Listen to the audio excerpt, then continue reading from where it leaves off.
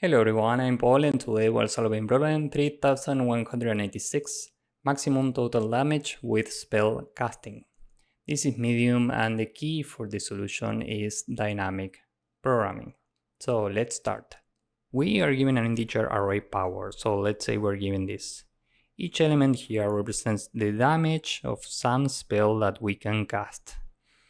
Now we need to return the maximum possible total damage, but the problem is here.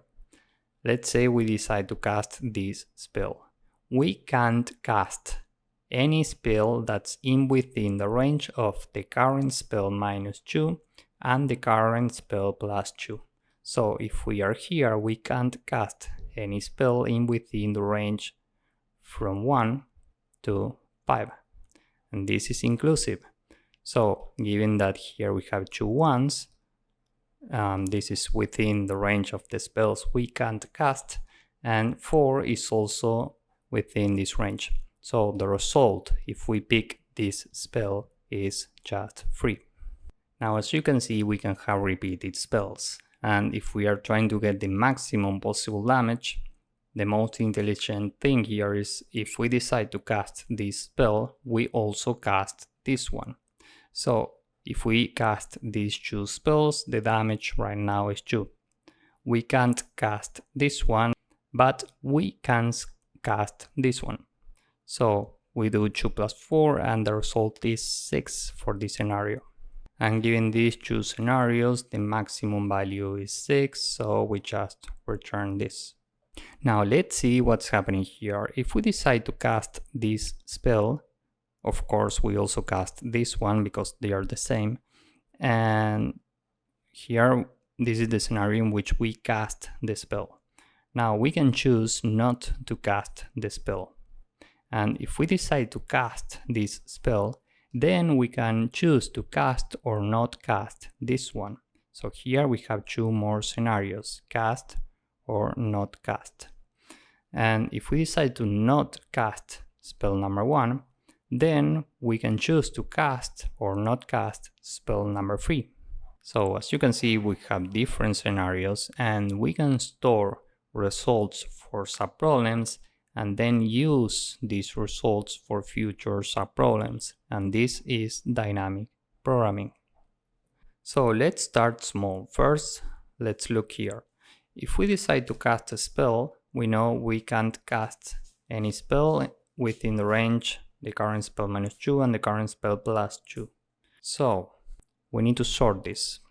And by sorting this, we only care about the current spell. Let's say we are standing here. We only care about this and the previous spells. We don't care about the future. We only care about this. So sorting is very important. Now there's another thing we need to deal with, and it's that we can have repeated spells. So we need to find a way to get unique elements and the frequencies for every element. And for this we can use a frequency map. And in case you know what this is, we are storing the frequencies for every element. So first we are here and we add 1 as a key and the count is 1. And what this means is up to this moment we have seen number 1 only 1 time. Next we are here, so we add 1, this is 2 now. Next we are here, so we add 3 as a value with a count of 1. Finally we are here, so we add 4 with a count of 1. So now we have every unique element as a key and every frequency as a value. So we can take these unique elements and put them into an array. We will call this unique. And we can sort this for what I mentioned a few seconds ago. This is already sorted, so now we have all the information we need to continue. So we have a frequency map, an array for unique elements, and a DP array with all zeros initially. Each value in this array represents the maximum possible total damage up to this index. Okay, so this DP array has the same size of this array for unique values. So let's start small. Let's say we are here at index 0. So we are with spell number 1. and we don't know what's the future. So let's say we don't have anything here, we only have this. Now the question is, what's the maximum possible total damage that we can get at this point?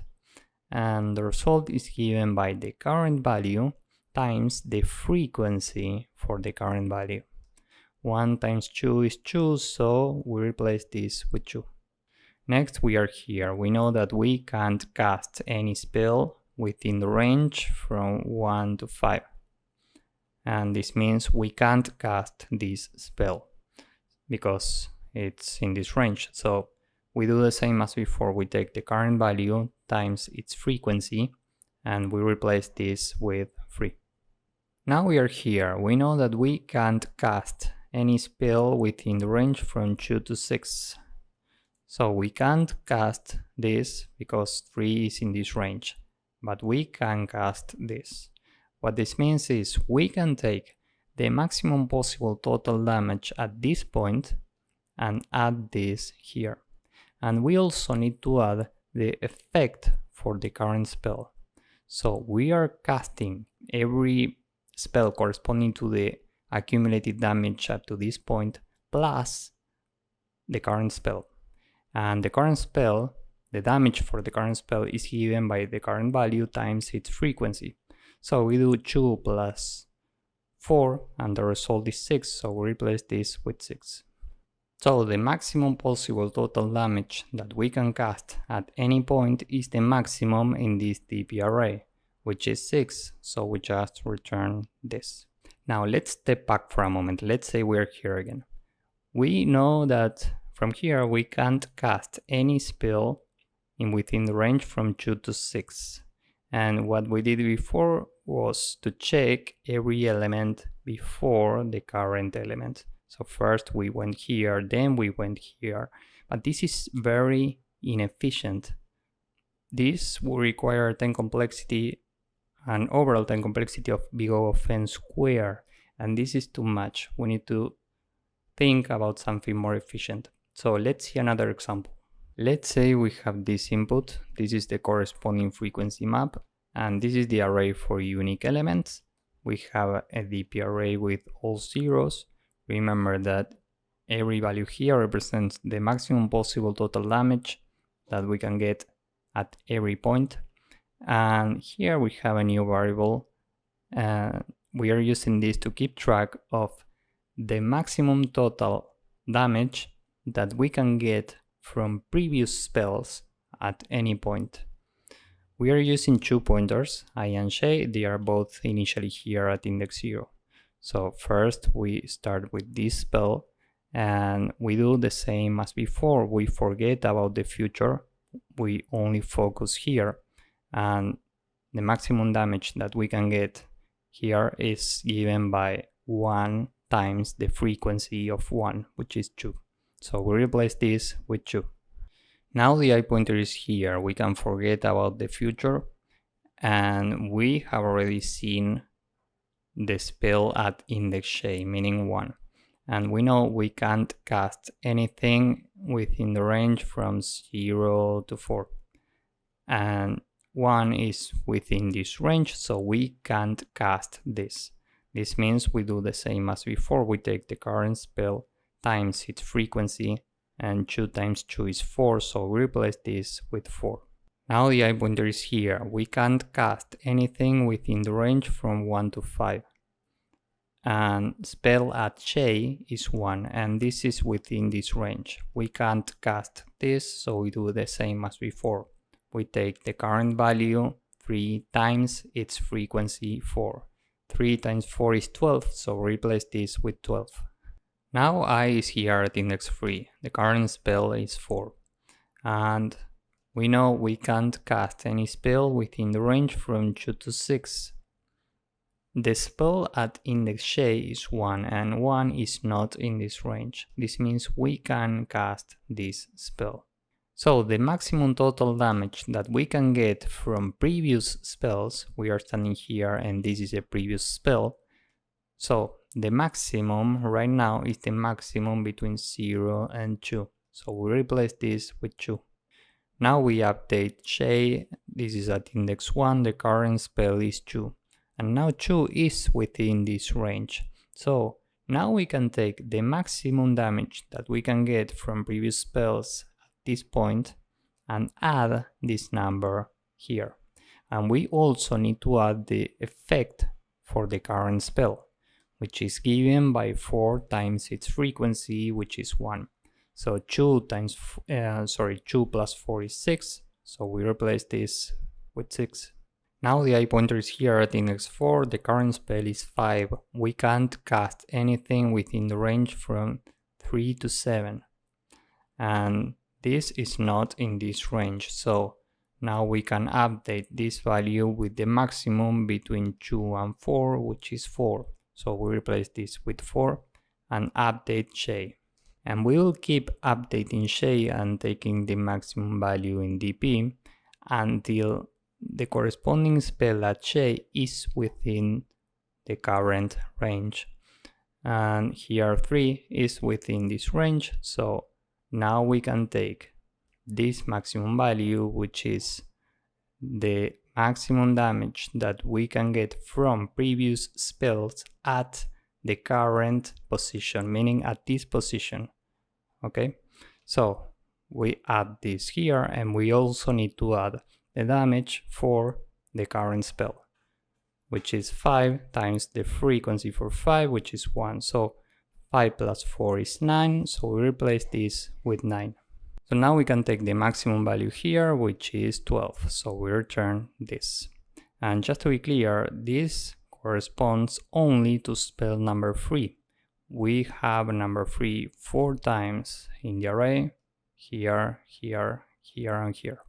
And this is the maximum possible total damage that we can cast with this input. So with this in mind, let's go with the code. First, we need to get a sorted array of unique elements and the frequency for every unique element. So we can use a frequency map. This is a default dictionary, and we are using a default value of 0 for every key. That's why here we use the word int. Now for every spell in power, frequency map at x plus equal 1. And now we can take an array of unique elements from the keys in the frequency map. We transform this into a list and we can sort this. Remember, this is very important. And after doing this, n is the length of unique and dp is an array with 0 times n. Now the maximum value is initially 0, j is 0, and I is also 0. The thing is, we always update I, so we can say for I in range n, every time dp at I will be mx plus the effect for the current spell, and this is given by unique I times the frequency for unique I. Now before this we say while j is more than I and the spell at j, meaning unique at j, is smaller than the left bound for the current range, meaning unique I minus 2, this is the left bound, we update mx with the maximum between mx and dp at j. And now we update j every time, and this is exactly the same we did before. Finally, we can return the maximum value in dp. So this is the entire code. I think this is right. Let's submit this and see if it works. As you can see, this works and it's very efficient. Here, time complexity will be big O of n log n, and this is given mostly by sorting, and space complexity is big O of n. So if you found this useful, please drop a like, subscribe, and see you in the next one. Bye bye.